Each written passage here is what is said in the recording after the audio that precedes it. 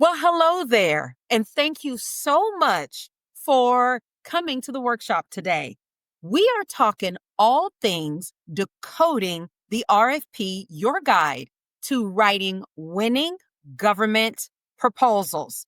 And today you are in for a treat because today I am spilling all the tea. I'm talking all the things of how to qualify, quantify, and respond to government proposals. I am your host.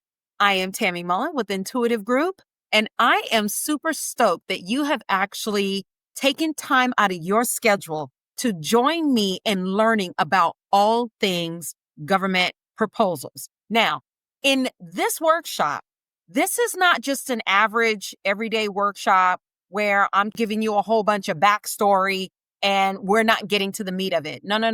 Today, we are actually getting to the meat of it. So you are going to learn how to qualify opportunities. You're going to learn how to quickly scan for opportunities to even know whether or not they are in your wheelhouse. Another thing that you're going to learn today is you are going to learn how to organize your response so that you can increase your win rate. So listen, I need you to buckle up, because we are talking, again, all things proposals. As you can see, I am super jazzed about it. This is something that I have been doing for over 25 years.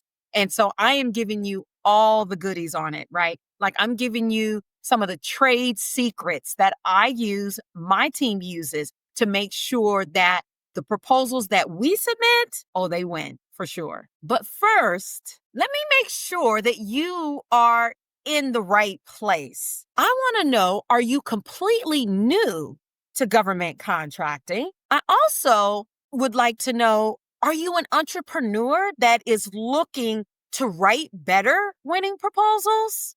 Or maybe you're a small business owner who has submitted a few bids, haven't quite seen success yet, but you're getting there. Or you are a proposal professional and you are looking to learn the tips, the tricks, and the ropes because you too want to support entrepreneurs and small businesses on their GovCon journey. If you are any of those, if I have touched on any of those, you are definitely in the right place. So let me take it back a little bit. Why exactly are you here? Like, why are you here? Are solicitations completely foreign to you? Like, and you're not quite sure where to begin? Or you're not sure that the bid that you're looking at is even worthy of even going after? It could be that. Or you don't even know what good looks like, right? You're in the right place for sure. Or maybe you're just swamped. Like you are doing all the things. You are doing so much. And you just want to know, what things should I be looking at and what things should I not be looking at, right? And then lastly, you are wondering if this gets any easier. And I am here to tell you it does. I promise it does. It does require patience, but I say that if you learn the tips, you learn some of these tools that I leverage, then I guarantee you this process will be so easy for you. Not only that, but you can then take this here presentation and you can train your virtual assistants or whomever, right, to help you in identifying quality opportunities that you can then bid on and win. And with that, we are getting started. So, who am I? Well, again, I am Tammy Mullen of the Intuitive Group. And I founded Intuitive Group back in 2014. And one of the reasons why I founded this organization was because I started my career as a proposal professional 25 years ago. And I started with a construction company. And from there, I grew my skill set. And I have not only done government proposals, but I've also written commercial proposals, and it's actually where I cut my teeth initially. So once I moved to the DC area, I really began to hone my skills as a government contracting professional. And in that time and in that space, I've actually led a team that won a very large contract with FEMA, and this was probably over 15 years ago now. And since then, I've been working with large businesses, small businesses, and entrepreneurs, helping them continue to win government contracts. And so to date, I have actually been awarded over $800 million dollars in contract value, right? So I have touched several types of solicitations, whether they are federal, state, and or local. There aren't too many solicitations I actually have not seen, believe it or not. And whether that was offering services or products, one of the things that I know for sure is the formal solicitation process by which the public sector uses to acquire, whether it's services or products, is pretty much universal. I mean, everyone, every state, every city, county, municipality has their own regulatory framework, but how they put bids together and how they request bid information is very similar. It's not the same, but it's very similar. And so throughout my career, I have not only been a subject matter expert, but I have also trained several businesses, hundreds of businesses, on how to write compelling, winning proposals and put in compelling pricing as well. And so that is where my credibility comes from. Now, I will tell you a little bit about Intuitive Group. And so Intuitive Group, again, was started in 2014, and it was really out of a need to support small businesses and give them the skill set, the tools, the knowledge, the insight, the insider baseball on how to win public sector contracts, right? And so that was my initial drive for starting the company in the first place, because I had learned so much. I had been so many meaningful meetings and sessions of how winning government contractors do this stuff. And so I, as just a part of my mission, wanted to make sure that small businesses were armed with the kinds of information that they needed to be successful. And in that, I have had the privilege of working with several clients. And not only that, but also training in the area of proposal writing and pricing. And I've worked with PTAC centers. I've worked with the SBA. I've worked with the Challenge Her series. I've worked at business incubators, again, just training small businesses on how to do this stuff and how to really make sense of it all, how to set up their infrastructure on how to do it, and all of that good stuff. And then also, what my team and I have been doing is grant writing, right? And so we write grants on behalf of cities and states and municipalities who are looking to tap into funding. Again, very similar work, but the process, there is a little bit of a difference in terms of the process. I've worked with several agencies, right? And so, like I said, there has not been too many solicitation types that I have not seen in my 25 years of doing this. To give a little bit more credibility, we are a Maryland-based minority-owned business enterprise. We are certified in the state of Maryland by MDOT. We also are members of APMP and GPA. APMP is the Association for Proposal Management Professionals, and we are also members of the Grants Professionals Association. And not only that, we have successfully completed and were selected actually for the Goldman Sachs 10,000 Small Businesses Program. And so I am truly proud of the work that we've done and the work that we continue to do. Now, let's get into this agenda. Enough about me. So, Tammy, what am I learning? Well, today, these are my promises. I have 3 promises for you. One of them is you are going to learn how to quick scan an opportunity. You are then going to learn how to qualify opportunities. And lastly, you are going to learn how to develop an outline for easy evaluation. So those are my 3 promises for you with this entire workshop. And I am super excited for us to get into it. So first off, we got the 15-minute bid analysis framework. And this is really crucial. So the 15-minute bid analysis framework is a quick scan, right? So when you download a solicitation and you're looking at it, you really only need 15 minutes to be able to identify the things you need to identify so that you can either put it to the side or continue on your journey to bid, right? There are so many opportunities, so many. So if something doesn't fit in your wheelhouse, or if you have a gap that you've identified, don't stress yourself over it. Move on to the next opportunity. As owners, as entrepreneurs, our time is of value. And I really just want to stress that. And you'll hear me continually stress that as a part of this workshop. Your time is valuable. So the things that you need to look at and hone in on need to be things that are repeatable, things that are actionable, things that are quick, and things that can move you to the next level, right? And so this 15-minute bid analysis framework does just that. So take the first 5 minutes. The first thing you need to do is look at the bid submission deadline. Please look at the date. If it's something that you just found yesterday and it's due in 3 days, put that thing to the side. Don't spend another minute going after that, right? Again, we are doing high touch, high value opportunities, right? And when I say high value, it doesn't necessarily mean dollar value. It just means things that we have a higher likelihood of winning. Make sure that you check the NAICS code, the size standard, the PSC code, the SIT code, any of those things to make sure it's in alignment with your business and the work that you do. And then if you've identified any set aside requirements or anything like that, highlight those, circle those, just keep those in the back of your mind, right? So that's the first 5 minutes. Next 5 minutes, scan the technical requirements. Look real quick. All you got to do is go to the PWS or the performance work statement or the statement of work. Look in those areas. See if it's something that your business can actually perform, right?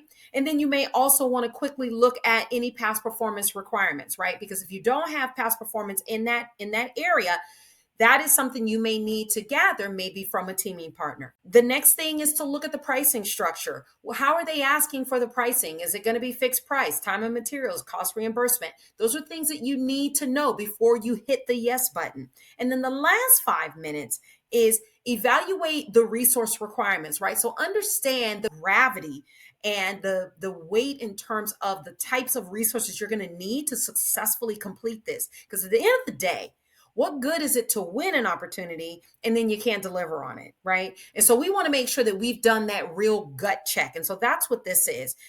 Are there any special considerations, certifications that you might need to be mindful of? And then if you have time, assess the competition. Now, you're not going to be able to do that in 5 minutes, okay? But at least be aware, have some awareness around who you think might be bidding. If you don't know, do the research. That's the beautiful thing about the public sector. It leaves breadcrumbs. So whether you're looking at agency forecasts, or you're looking at, even if you're looking at the solicitations that particular agency or person has put out, it'll show you a history there, right? So just make sure you do a little bit of homework there. Now, there's what we call red flags, and red flags are driven by a customer request. And then there's deal breakers, right? And so understand the difference. Red flags are customer requests. Deal breakers are things that might impact you and your organization in particular. So red flags could be unrealistic timelines, right? Customer puts something out tomorrow and they expect something back by Friday, right? Like that's unrealistic timelines. Most likely it's probably aligned for someone else. Vague requirements. So the requirements you look at, they're not very specific, right? A lot of the times they may write requirements that way because they may have someone else in mind. Excessive risk transfer. So that could mean that there's some information they expect you to already have, right? Or to already be doing, right? Or to already know, right? And you may not because it might be a new opportunity. So find out, is this a new opportunity? Is this a recompete?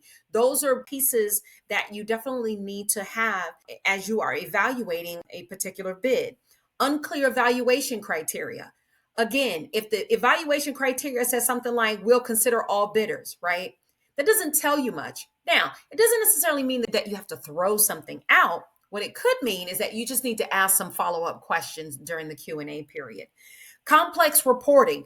Again, if they have these complex systems that feed into their systems and you have to have those systems in order to feed into their systems, that should be a red flag for you, right? It could be aligned to someone else. And then of course there's unusual terms, right? If they want you to have, I don't know, a dog walking license, right? On a security assessment or whatever, it's like, what? So if you see things that don't quite make sense, there's two things you can do. You can either one, ask for clarification during the Q&A period, or you can move on to the next bid. Again, our time is valuable. Our time is money. And you're going to hear me say that throughout every probably every slide, right? Because it is so important. I am of the school that we don't need to go after any and everything, right? And you too should want to value your time. So if I don't begrudge anybody who wants to put in 40 bids a month. Good for them, right? But at the end of the day, your time is limited. And so if you do this kind of work up front, you can be much more discerning on the back end when it comes to going after opportunities. Now, deal breakers are things that might impact your business. You're missing past performance. Doesn't mean that you have to throw it out. It just means that you need to go find a partner to fulfill that component. Insufficient resources. If you know that you have, you work with 5 people, or it's just you and 2 other people, and you're going after a contract where you have to have, you're going to have to staff it up to 100 people, just understand that there is a huge gap there and there's a huge risk there. Now, it doesn't mean that you shouldn't go after it. It just means that you're going to need some partners in place to help you really ramp up and scale something of that size. So just understand the resources that you have. Any certification gaps, again, it can be a partner, right? It doesn't necessarily have to be you. Just know that that could potentially be a deal breaker. Budget constraints, right? So if you know that you have to staff 100 people and you know you need to make payroll in about 3 weeks and you don't have it, well, that's a whole issue in itself, right? So again, understanding your particular circumstances as a business so that you don't find yourself, you win something and now you can't perform. Another thing could be technical limitations. If they want you to have, certain pieces of software already, as a part of your business, or things that you're already working in, you just need to understand that. Or if maybe there's people who are certified or who have a certain skill set and you don't have it, right? Again, doesn't mean you don't go after it. It just means that you need to maybe put that one to the side and find some partners, right? And then, of course, geographic restrictions. So if you are located in, I don't know, Rhode Island, and you're going after an opportunity in Georgia, and Georgia says they're looking for someone who's locally based, right? That's a geographic restriction. And so you either have to find a partner or you're going to have to what? Move on. Now, let's get into what is most critical when you are looking at a solicitation. So as you can see here, I'm sharing a solicitation that I actually looked at, right? And so in this case, this was an invitation to bid.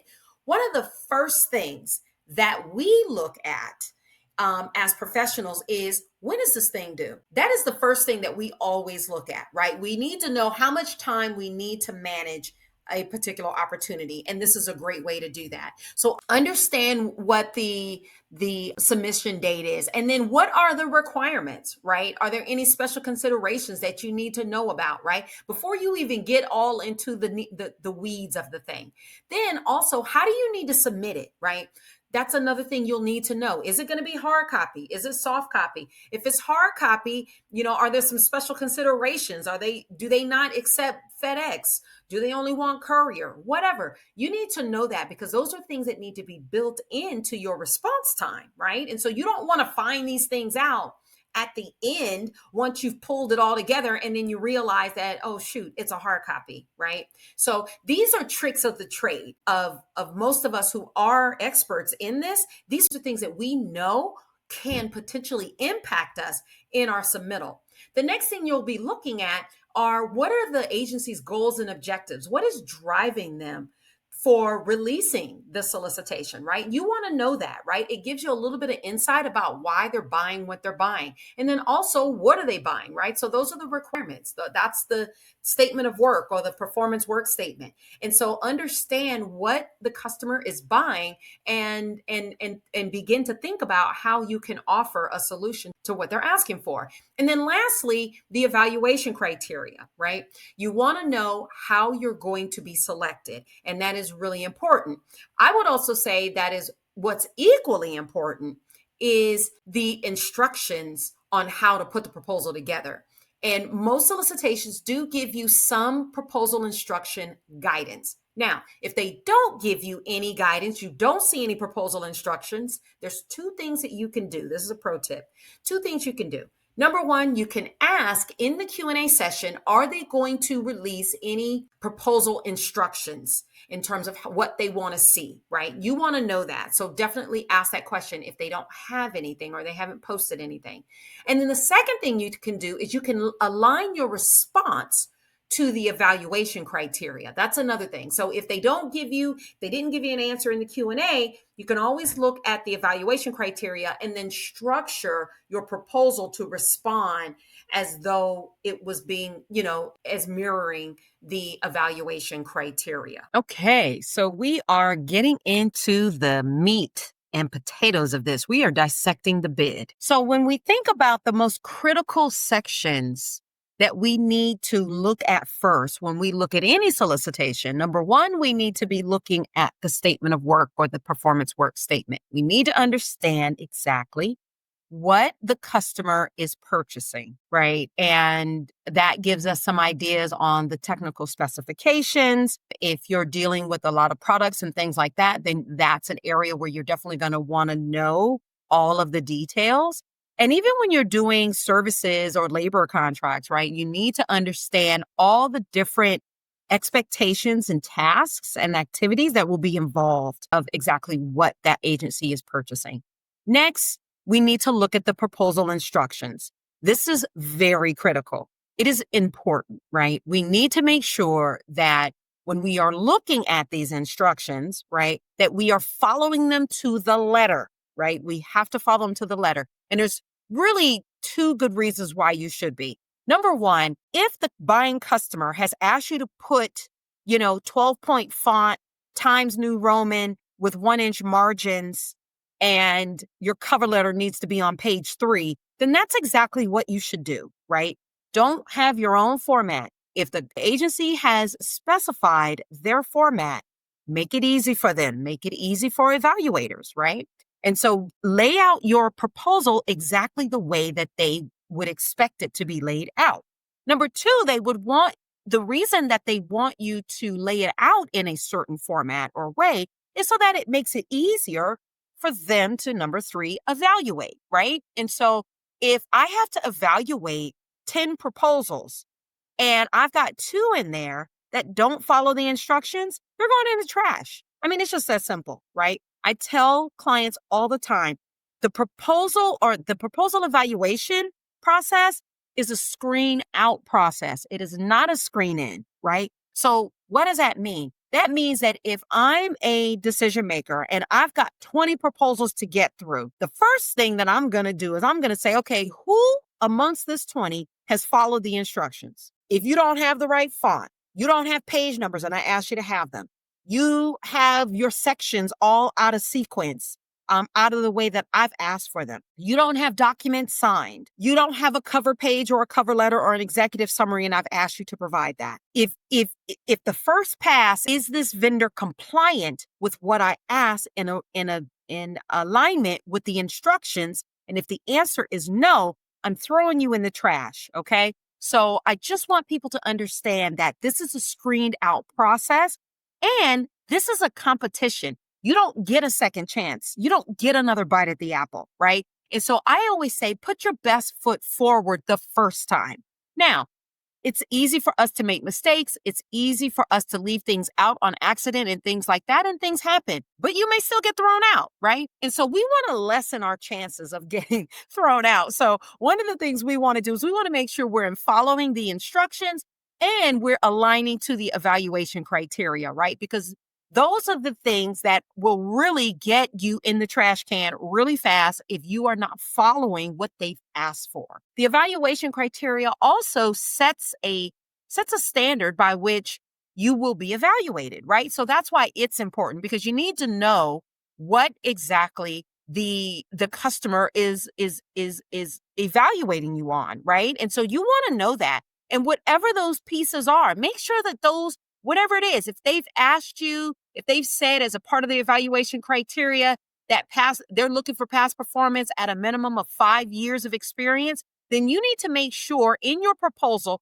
you have said that not once, not twice, but 3 times, sprinkled throughout your proposal that you have said past performance for 5 years, right? They may not look at the details of your past performance and try to calculate 5 years, right? So let's make it easy for them. Sprinkle it in your proposal, sprinkle it in your evaluation. I'm sorry, your executive summary or your cover letter or anything like that.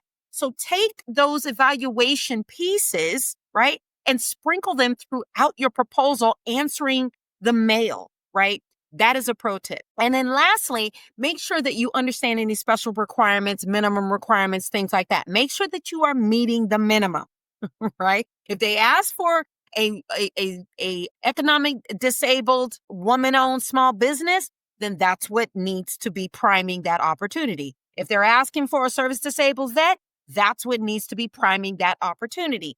If they're asking for a local disadvantage-based business in Georgia, then that's the business that needs to be leading that opportunity, right? So let's just make sure that we understand all the special requirements that we need in order to have a compliant proposal. Now, when you do your bid analysis, here is a rule of thumb checklist.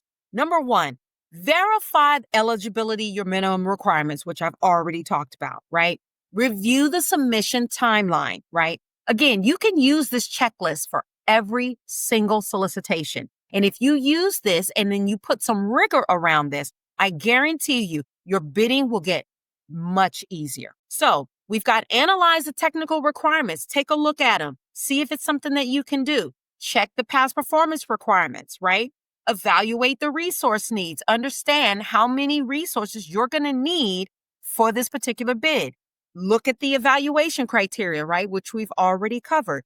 Also, assess the competition level, right? So if you're in a highly competitive field, then definitely understand who your competitors are. Who are those companies that you're going to continue to bump into time and time again? Also, assess or create a compliance matrix. Creating a compliance matrix helps you look at your proposal from an objective perspective. And your compliance matrix really is you're looking at the evaluation criteria and then measuring or bouncing against your evaluation criteria and the proposal instructions, checking off everything to make sure you have everything that is needed for that proposal submission. Then identifying any red flags, right? If there are red flags, make sure you highlight those, circle those, underline those. I don't care what you do in your solicitations. Just make sure that they are called off the page so that you can address those early before you start putting pen to paper. And then lastly, make sure you do a go, no go, bid, no bid, right? For every opportunity. Now, you may not want to do it for opportunities that are less than $100,000, but I guarantee you, if you do it for opportunities that are $100,000 or more, the likelihood and the likely chance of you winning goes up exponentially. So you may be asking me, Tammy, what is a go, no go, bid, no bid matrix? I am so glad you asked. I will make sure that I also link this bid matrix. And so please, by all means, go ahead and download this and you can start using this for every opportunity. But I will tell you right now, every proposal professional who has been doing this for a long time, and even those newbies, use some sort of bid matrix to help qualify and quantify an opportunity, right? Because most of us who do this for a living, we don't develop proposals just to be developing them, right? We don't put out proposals just to do that, right? We put out proposals because we expect to win. And the likelihood of us expecting to win goes up exponentially when we use a bid matrix. So right now, I'm going to go through this bid matrix and show you how you can use it. And this can work for any business, whether you are a product-based business or a service-based business, right? Doesn't matter. So what you're looking at here is you're looking at the criterion, right? So it would be the criterion for this bid matrix is the customer relationship, technical capability, the competition level, available resources, profit potential, past references, and then riskability. So when you think about that, each of those carry a weight, right? Now, what we do now is we have points from 0 to 5, right? Now, depending on the confidence level of each of the criterion, you are going to then multiply the points times the actual weight of that opportunity. And then we're going to input those, we're going to calculate that score here, right? And so when you develop proposals, there's both an art and a science. And what I'm showing you right now is the actual science, right? And so what this does, and all this document is it increases the confidence level of your opportunity and the likelihood that you can be selected, right? And so as a firm, you would have to determine now what number will you bid at and what number will you say, you know what? This bid rate or this bid rating is too low, we're not going. So you as a firm, you can say anything lower than 30 points, we're never going to go after, right? And anything over 30 points, we're going to go after, right? So for you as your business, you get to make that determination, right? Now here, I just kind of did 50-50, right? So anything greater than 50 points, it's a go. Anything that's less than 50 points, it means it's a no bid. Again, this is a scientific way of evaluating and qualifying your opportunities. Why? Because your time is precious. We don't have time to be shooting at the hip and bidding on everything, right? And so when we do bid, we want to make sure that the likelihood of us winning goes up. And that's what this matrix helps you do. Now, we will go through each of these criterias and then we will answer the questions as honestly as we can. So for instance, if we were looking at competition level, right? That's one that we have to figure out. You get 5 points if there's no known competitors or unique solution is available. You would get you would get 4 points if you know that 1 to 2 competitors with a weaker solution. You might give 3 points if 2 to 3 competitors with similar capabilities. 4 to 5 competitors, including some stronger ones. So you would give yourself 2 points, or you give yourself 1 point if it's a crowded field with many strong competitors, or there's a market leader that has already been identified and preferred. Okay. And in those cases, you would give yourself no points, right? And then if you multiply, and let's just say that you came in as a 1, right? So you would multiply your 1, you would put the input point there, which is 1. And the 1 times the 4 would then give you a calculated score of 4, right? So again, I will make sure that this document is available for your use. Now, let me tell you what winning looks like, and let me tell you what winning does not look like, okay? So what winning looks like is we review the basic requirements first. What winning does not look like is we don't even qualify to bid. We just looked at it. We're like, we want to go after it and we're going, right? Winning doesn't look like that. Winning does look like identifying any deal breakers. Again, doesn't mean you can't go after it. It just means that you've done your bid matrix. So you understand what your deal breakers are, right? What winning does not look like is pursuing every bid that comes across your desk. What winning looks like, you check the evaluation criteria to see how you're going to be evaluated. What winning does not look like is you don't even fully understand the. What winning does look like is you assess the competition level. It also looks like you've evaluated your internal resources, so you understand what resource requirements are necessary. What it does not look like is not considering partners to fill those gaps. Right? What winning does look like is calculating a rough estimate of how much it's going to cost you to run this program or, create that solution or, deliver that product, right? So you need to calculate your rough costs. What winning does not look like is not following the instructions on the proposal. And what winning does look like is making a go, no go, or bid, no bid decision.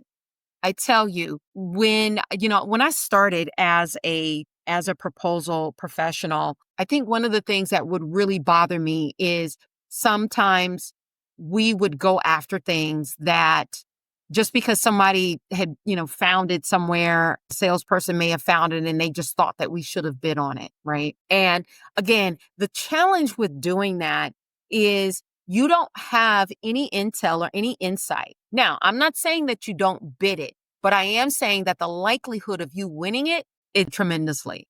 And so we need to be smart about the bids that we go after. Do the homework, do the research, right? And again, I'm not saying that you can't go after things, but just be judicious with your time because your time equals money. Now, why the bid qualification matters, right? It's because you want to stop wasting time on the wrong bids. Like nobody has time for it. So your time, since your time is your most precious, valuable resource, you want to make sure that you are getting the most bang for your buck. And the way that you do that is through really strategically focused opportunities, right? Each proposal requires a significant investment. And so that's why qualifications matter. And then not all opportunities are going to be right for your business, and that's okay. There are tons of opportunities. Move on to the next one. You've got federal, state, local, you've got schools. There are so university, like you've got so many opportunities at your fingertips. It does not make sense to try to go after any and every thing. Again, your time is finite. And if you're trying to grow your team or you're trying to deliver on the business, right?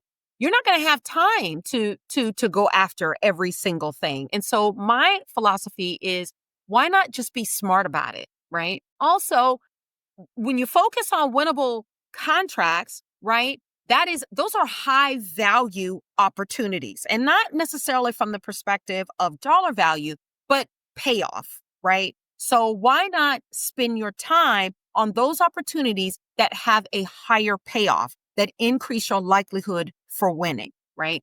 And then obviously making sure that you've got, good resource allocation, right? So that's why qualifications matter so much. Okay, and last but certainly not least, we are going to get into preparing your proposal outline. So, as a proposal professional, I am going to tell you this area here is the critical key to creating fast proposals, number one, or more efficient proposals.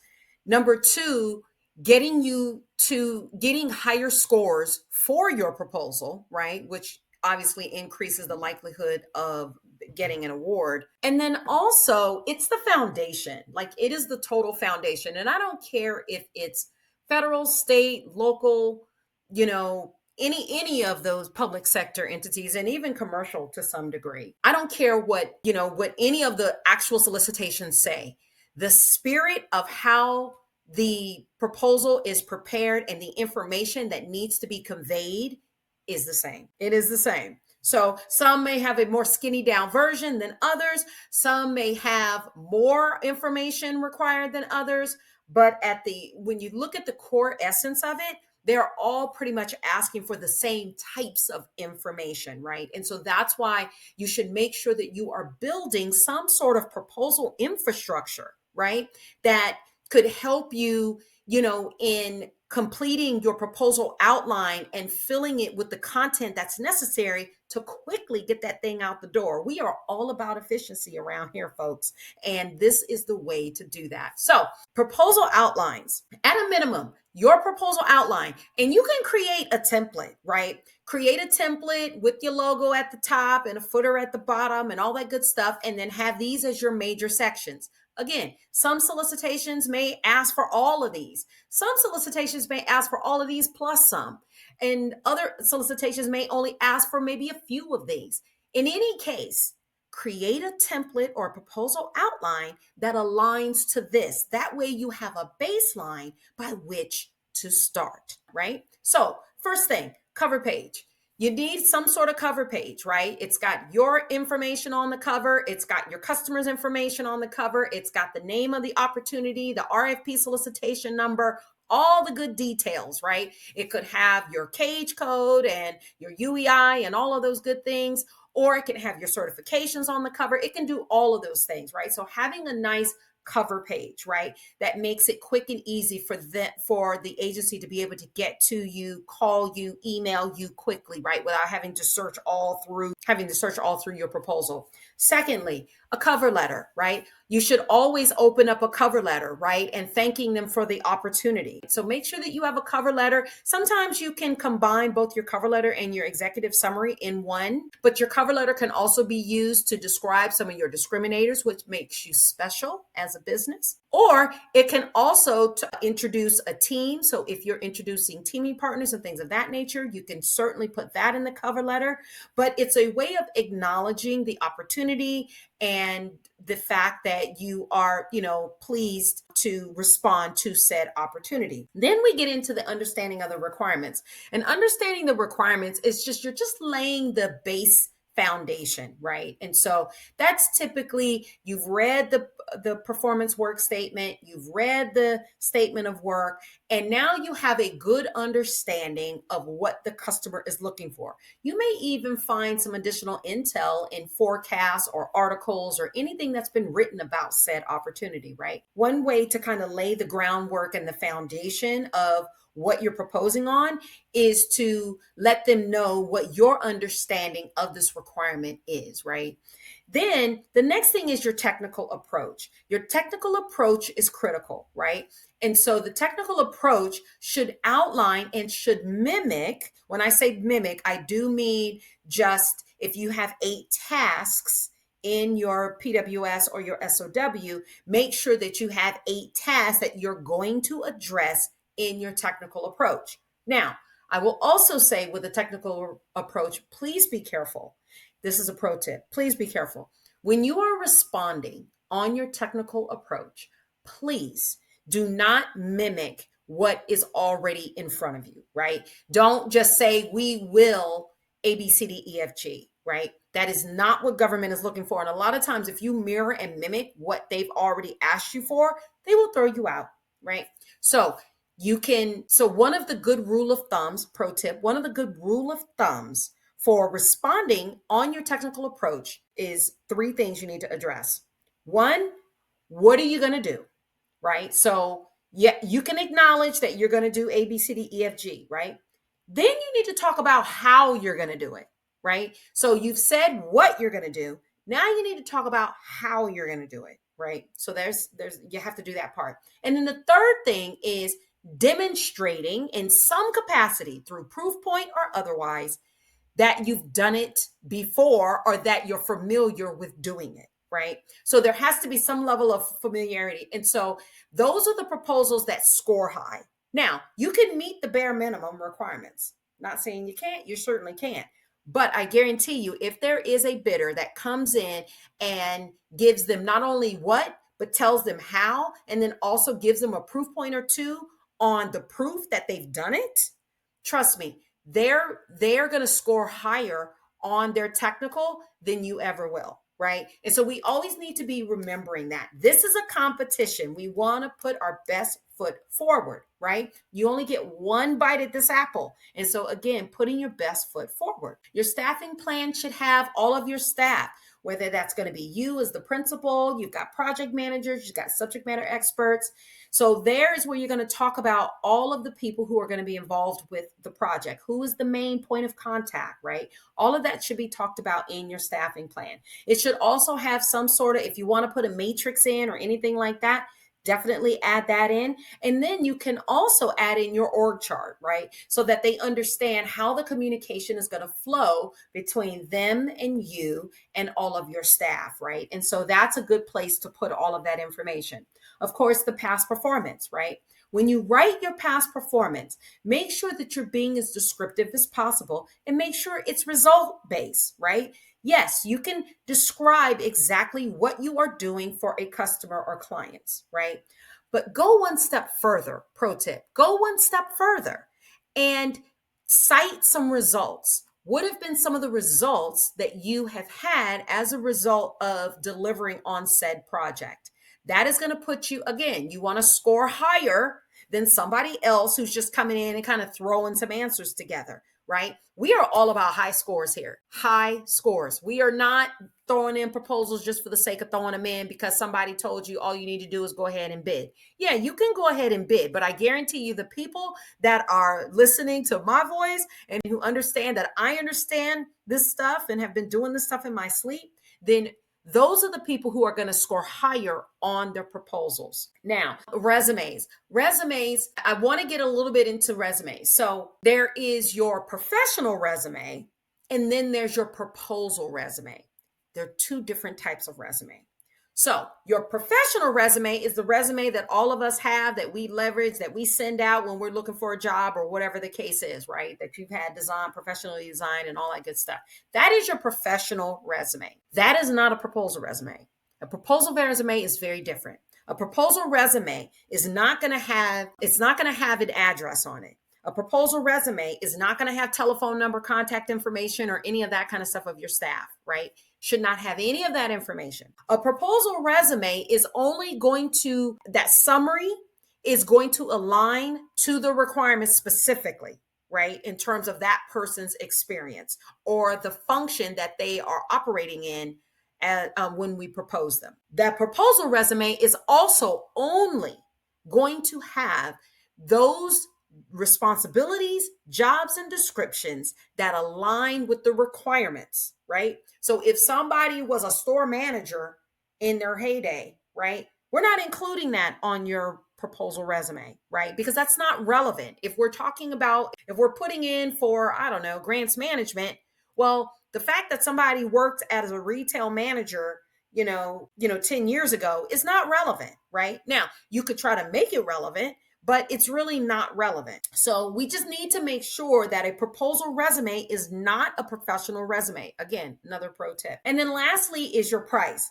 Now, depending on the solicitation, you may have your price included as a part of your technical solution, or you could have price that's a whole separate volume, right? Which could have its own cover page, can have a cover letter with that and a table of contents with that, with the pricing and your price assumption or your budget narrative, right? And so again, this outline is a standard outline. And I don't care if you're doing a commercial, if you're doing a local, state, it doesn't matter. Education, federal, any of them. This kind of templated outline that you can create in Word or in Google Docs is going to be your guide to being able to pull proposals together successfully, efficiently, and quickly. Now, let's talk about evaluator-friendly outlines. So, what do those look like? So here are some key proposal principles. Number one, they follow page limits. These are, the evaluator loves when you follow instructions. So we're going to have a proposal that follows the page limits.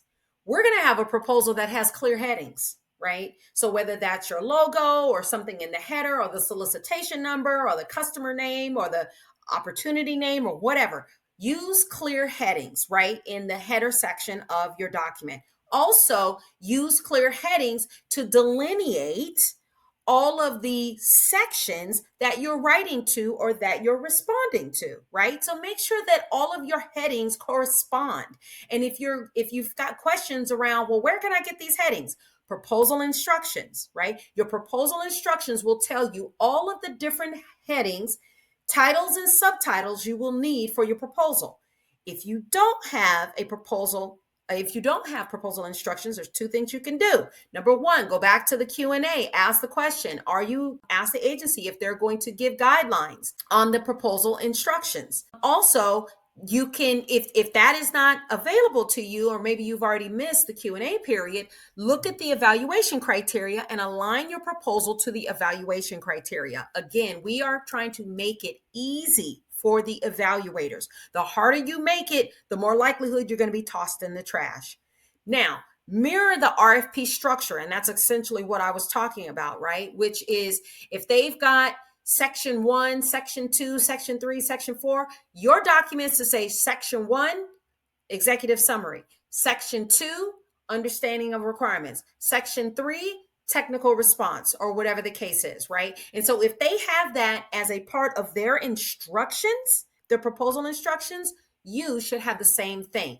make sure that when you have a heading or a title, right, on a page, use the same heading or title from the solicitation, right? We don't need to make it any harder. Again, it's all about making it easy. So if the customer, if in the solicitation it says resumes and they want to find resumes, they're going to go to the TOC, the table of contents. They're going to look down and they're going to see resumes. They're going to click that. It's going to be a hyperlink and it's going to take it all the way, dwindle it all the way down to your document where the resumes begin, right?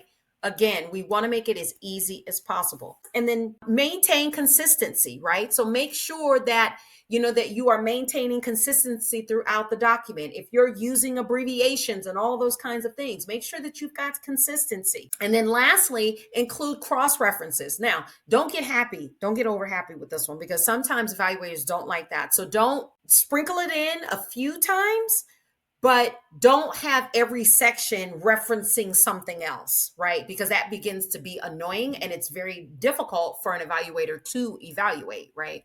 And so what I would suggest is, if you've got, if you want to, have a lead in paragraph in your staff plan and you want to talk about your key personnel and you want to talk about their resumes, it's okay to say you can find that person's resume on said page, right? And so those kinds of references are fine.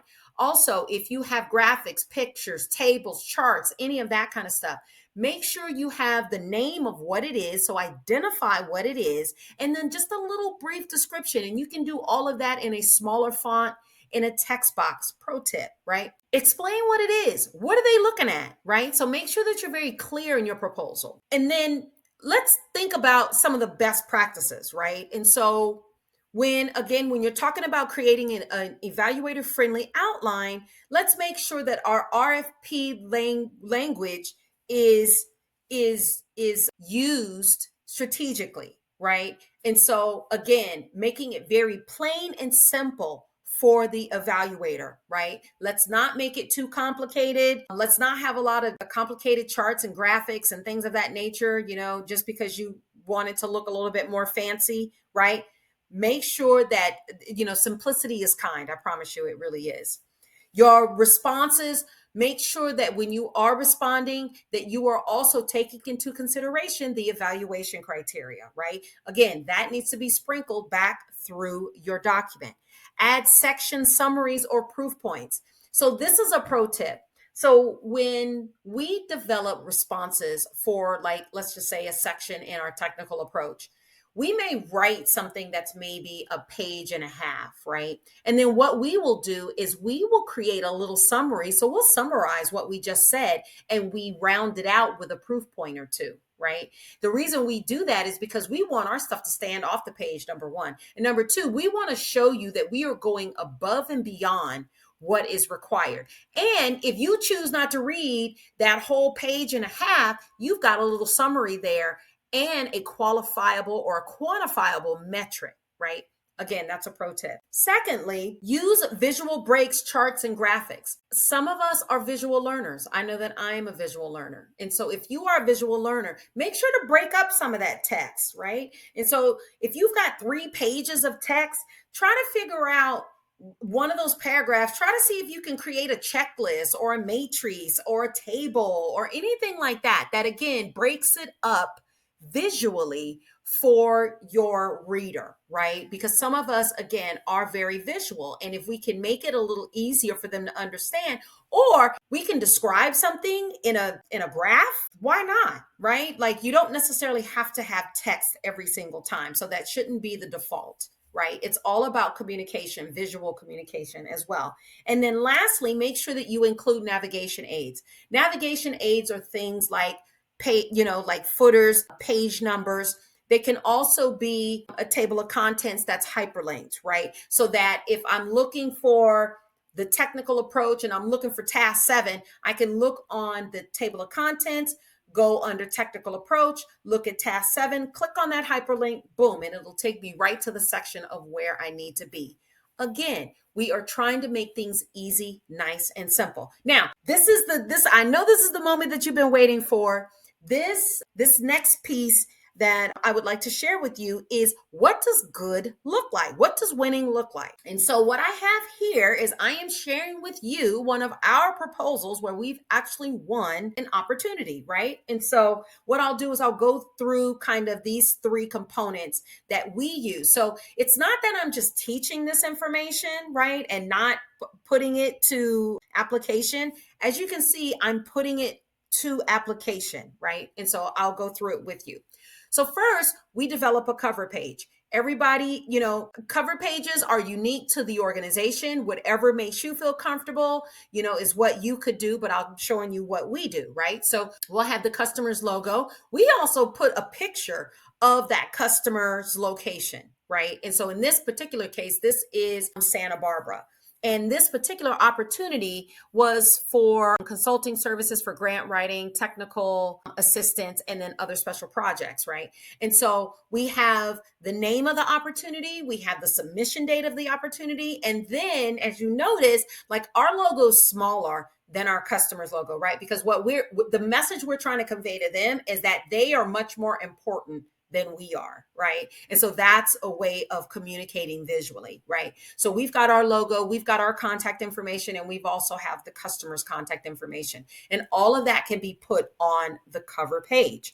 Next is the table of contents. And as you can see, we break our table of contents down in section numbers, right? And then we have sections, and then we also have subsections here, and then we'll have the page number here. Now, do we expect people to look at each of these and then toggle over to the page? No, all of this is hyperlinked. So once you have written all your sections and you've got all your titles and your subtitles and all of that, you can then create a table of contents that will then hyperlink all of those sections for you. So now when an evaluator wants to look at something in particular, they can just click on that section within that title and boom, it'll take them immediately to that page so that they can find what they're looking for, right?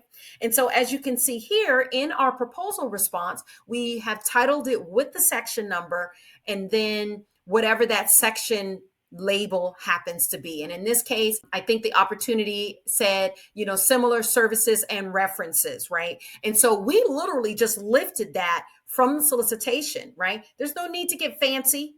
If they said similar services and references, then that's what you use, similar services and references, right? And that's what we did. And then we went down and we did, a subtitle, and we responded to that subtitle piece of information. And then we backed it up again with some proof points on customers where we have actually performed that said service before. So this is a pretty comprehensive way of looking at an outline. And again, all of this for us is in a templated format, right? And so we'll go in and we just change out each of those headings, right, to align with the next proposal and the next proposal instructions, right? And so when you do that, you save a lot of time. And so here is a great way, or here's a great example for you to see how we actually put this into practice. Now, the last thing is proposal organization best practice. So as a proposal professional, I would be remiss if I did not tell you what the best practices are for the work that we do on a day in and day out basis, right? And so some of the things that we do that help make the work a little easier, make it a little bit more efficient. We do things, we build out tools, we build out processes, and we also build out an infrastructure that allows us to be more efficient. So what we do is we create clear file structures, right? And so our clear file structures might look something like this. We have the name of an opportunity, and that's in the folder. It may also have the due date on there, right? You're like, Tammy, why do you put the due date on there? Well, the reason we put the due date on there is because I want to know when that thing is due, and it's a constant reminder, and I see it right there in front of me, right? I don't have to guess. I don't have to go looking back in the solicitation to figure out when it's due and all that kind of stuff. That's just a best practice. Then within that opportunity folder and that due date, we will have typically 3 folders. One folder is the solicitation, right? And that's all of the solicitation documents. That's any scope of work, PW performance work statements, any business documents, specs, any of that QA, QC documents, all of that. That all goes in one folder. Then we may have another major folder that's called proposal drafts. In that folder, it's going to be all of our draft material. Anything that's in a work in progress is going to be in that draft folder. And then lastly, we'll have another folder where it is the final proposal, right? And the reason why we have a separate folder for the final proposal is so that we only have the one file in the folder. That way we're not sending over a draft by accident or the wrong version, right? And so again, there is a method to how we organize our information so that we can be more efficient and effective in the work that we do. Next, consistent naming conventions. Make sure that you've established consistent naming conventions, right? So you're not looking all over the place trying to find opportunity, trying to find your opportunity, trying to find a proposal, a solicitation, or whatever, right? So make sure that you have consistent naming conventions and describing exactly what that document is. Therefore, you're not looking all over the place trying to find, particular documents. Maintaining version control. And this is really important, especially if you are working with people outside of your organization. You need to make sure that you're maintaining some sort of control and practice. And so, whether you put the date on the end of the name of that opportunity, your initials, revision 1, 2, 5, 7, whatever, make sure that you, for each draft that you produce, it's a separate file. That way you're not overwriting or rewriting things that you may have wanted to keep, but now you've overwritten it and you've saved over it. And so now you don't have it, right? I've been there, right? And so I just say, make sure that each version is its own document. Tracking changes and updates. If you're going to outsource your proposal to be reviewed, right? I can certainly assist in any sort of proposal reviews or anything like that. If you're interested in having your proposal reviewed or anything like that, please make sure to connect with me, and I will be more than happy to answer any questions in and around, your proposal or reviewing it before it goes in, to a prospect customer. Now, when there's changes and feedback and things like that, you want to make sure that people are tracking the changes. And that way you can kind of see what those changes were before you actually incorporate them into your document. And then, of course, set up a review process, right? Make sure, I don't care if it's your best buddy that you go to the gym with. It doesn't matter. More eyes are better than two eyes, right? And so sometimes we're so close to an opportunity that we don't see the mistakes. And so that's why it's always good to have a second or even third set of eyes. Again, if this is something that you need or something that you would like, I would encourage you to reach out to me and we can set up some time to actually review, your proposal.